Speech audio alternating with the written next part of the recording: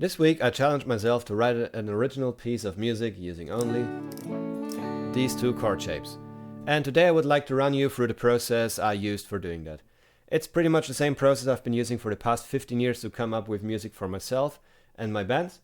And hopefully this will not only inspire you to get creative yourself, but show you that you don't need all that many shapes, scales and whatnot to write music. Let's go. So in this case the framework is pretty narrow because I only have these two shapes to fish from. But these are shapes, not positions, so I can move them around the neck. It's a concept I already showed in a YouTube short a couple of days ago, and so I already had my main pattern that I wanted to build upon, which was so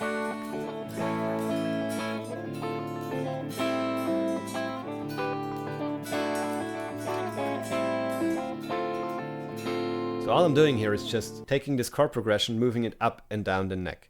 And the first thing I do when I want to build a piece of music is to look for something I like to call the A-B loop. This is supposed to be two loops, I guess. So this would be my A part, or let's say my main part. You could also say chorus, but I like to leave that open for when I come up with the lyrics. And now the first thing I look for is to come up with something complementary to that. And since I have to keep it pretty simple here with the shapes, I just took that D shape, moved it up the neck,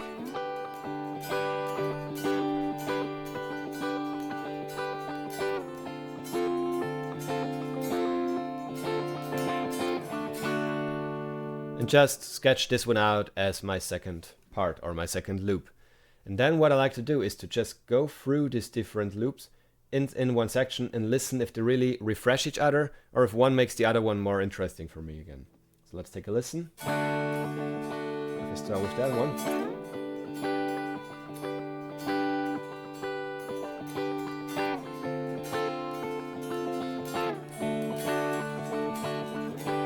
Slight variation.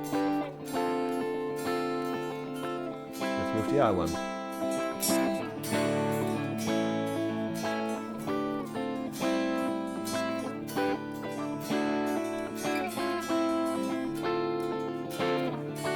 Back.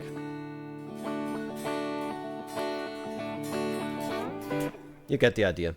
So basically I play back and forth between two parts to see if they really recharge each other or make each other more interesting. If you've ever listened to some of the music I write with my bands usually, we tend to have like longer, sort of fucked up 13-minute prog to prog metal pieces of music, and everybody thinks like, okay, this must be super complex when writing it. But all we do in essence is just tying loops like that together. So no matter if I make music for myself or if I try to make a sketch as a challenge like here, or if I write music with my band, the first thing I want to do is look for this loop structure going from one loop to the other, and then it's easy to decide if we split it into, let's say, a verse and a chorus or an intro and a main riff. And once that it's in place, then it's time to think about this story. And one thing you may notice here is all the markers I put on top here in my project. That was basically me sketching out the main structure. It was like, okay, I have an intro, I go to a main part, reach some kind of plateau, go back to the main part and play an outro. And that's the second super crucial step for me. Basically, these two steps are the most you can take out of this video.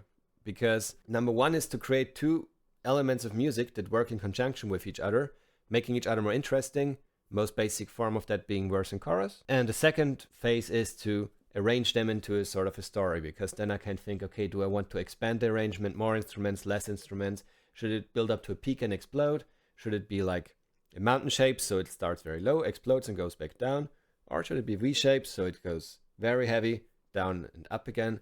As you hear in a minute, there's nothing heavy about this one, but basically that's the second crucial step here. Much more important than fiddling with pedals and instruments and whatnot. I personally also really like to go through this phase away from my computer and away from my instrument. To just take a walk in the forest, for instance, and just listen back to the music in my head with a piece of paper and then sketch it out like that. Because it really narrows down the available elements, makes the whole thing much easier to decipher. And once I have my loop and my story in place, then it's time to build up the whole thing with different layers of instruments, which was a pretty fun one in here. So let's take a look at how I added stuff. Basically, it all started off with this pilot. Main theme, nothing too fancy here. Just basically what I just played to you. And then my next idea was, okay, let's add some rhythm to it. But that was an actually pretty bad idea, because I ended up for half an hour fiddling with drum parts and different drum sounds and whatnot, but it really didn't contribute anything to the story at all. And I didn't really move forward until I started looking for the instrument that really moves the story ahead, which in this case is basically this guy here. Let's solo him out.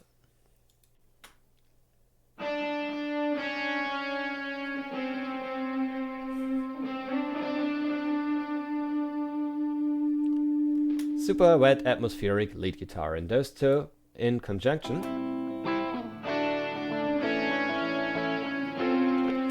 started to tell some sort of story. So these two guitars, the melody and the harmony, was everything I started off with and built everything else around. The melody here, I hope you can see this sort of in the screen share, was a lot of fun to do, because I decided only to use notes from the shapes that are playing right now, which narrowed down stuff a lot. But the funny thing is, by just playing notes from the chords and looking for melodies within them, I could actually come up with this. Of course, it's not fast or fancy or anything, but it is a chromatic line I did not expect in there. Let me play it again to you and fret the chord so you see where it comes from. I play the B string.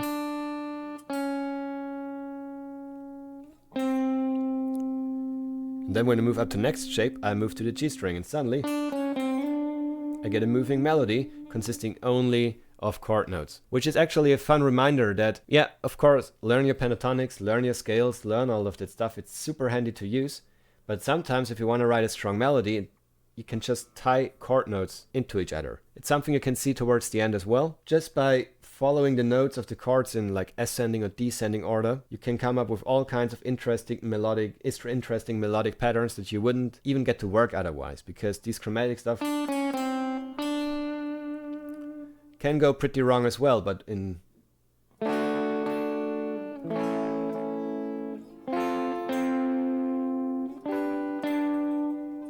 suddenly it works a lot better. Also something you can hear here towards the end. You know what, I'm just gonna play to you so I'm not just yapping all the time here. So guitar was D shape, upper semitone, up to the E string, and voila, next chromatic melody hidden in there.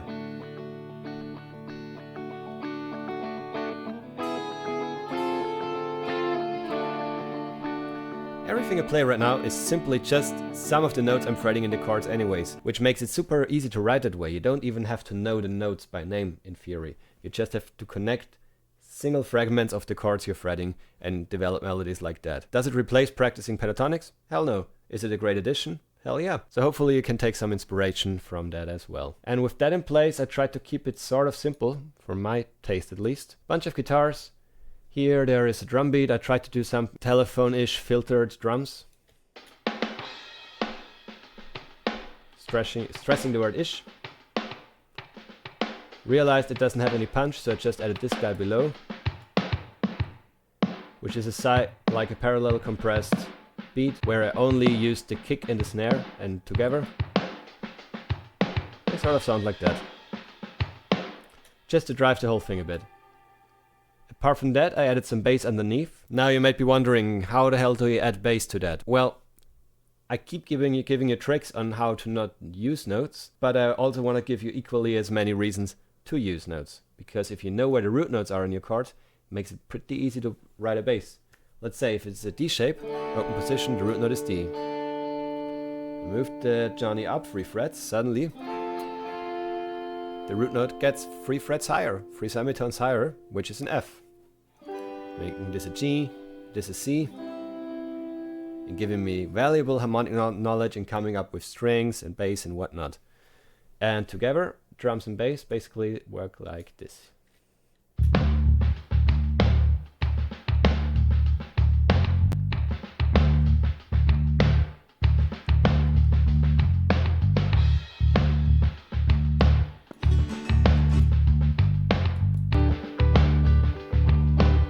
And here I didn't even move the bass with everything else the whole time.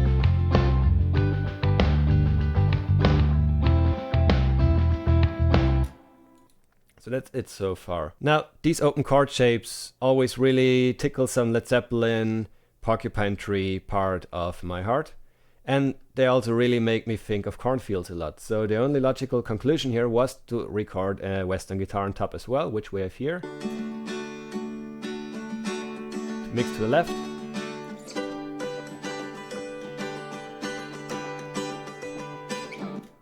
Electric guitar on top. And that's pretty much the whole thing.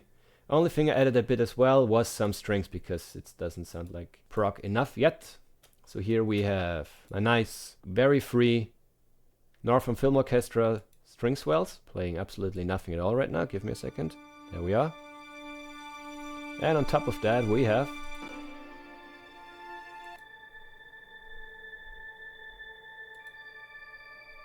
forest synths, also by a decent sampler. Huge recommendation. That's what they sound on top.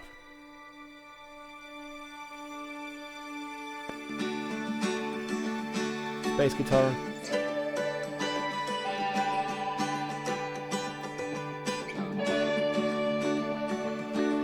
Bass. Drums.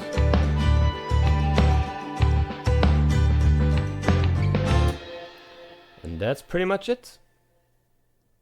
Maybe one last word about the stuff you heard just in the background. Nice little trick I like. Space Hawaii guitar. I just took the same shapes we had down here, moved them up an entire octave, and wiggled them a bit with my tremolo.